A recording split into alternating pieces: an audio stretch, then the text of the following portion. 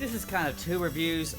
Angry Video Game Nerd 1, I think, is a better game than Angry Video Game Nerd 2, so let's kind of take out both of them. I've been a big fan of James Ruffle's content for a long time. Some of the stuff he does lately is not as funny as he used to be. He's trying to vary it up. It's very difficult to do just a quick 5-minute video where you just hate rage on, Silver Surfer or whatever, and to make it stay good in quality.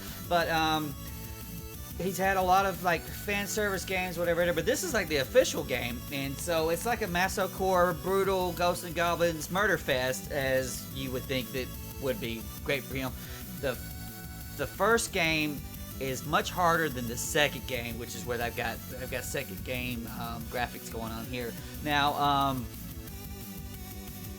it's really hard toward the end. There's the AVGN level at the end, and I felt that going through that and get to the boss was unreasonably difficult. I actually enjoyed it a great deal.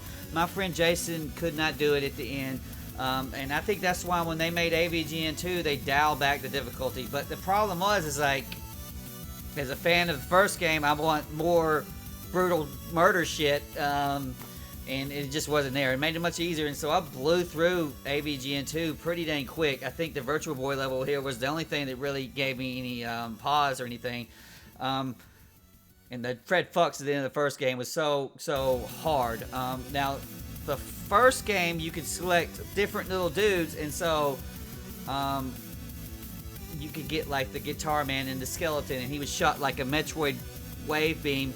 Now, James here, he could shoot in like 8 directions or whatever with his zapper gun, and then you had I think Mike with the lightsaber or whatever, and I think he was I can't remember if he was worth a damn. He might have been the fastest one as far as moving around. If you're a fan of the Angry Video Game Nerd, I recommend picking up maybe the first one and then seeing if you like it. If it's hot for you, man, get the second one. A lot of in references and stuff, inner jokes that you might not get, or it's like, okay, well, I understand that this is supposed to be funny, but I don't really get the reference or whatever it is. But dude, I liked it a lot, and the music was phenomenal, and I ended up getting that music. And so there's a little bit of holdover between the first and second game as far as the soundtrack is concerned, and a lot of reused graphics and stuff, but it's all good. And if there's an AVGN 3, I would like to buy it. And so Big Kitty is giving this game the thumbs up on both. Well, there's 2 games, so we're giving it the paws up, and it's not a thumb, Kitty. You don't have a thumb. You might think you do, but you don't. All right.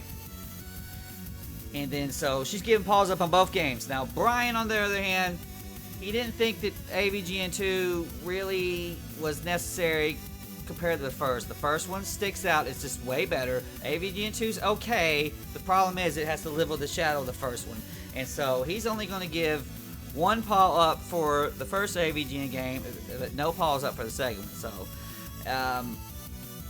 dude, I mean, I don't know what to say besides, if you like James Ruffle, he's there. And, he's got, I mean, I wouldn't watch all 160 Angry Video Game Nerd videos to catch up with what it is, but, it's fun, and it's brutal, but the checkpoints are kind of short. And so, other than the last boss on Fred Fucks on AVGN 1, which is a real nightmare, I mean, I didn't have too much trouble.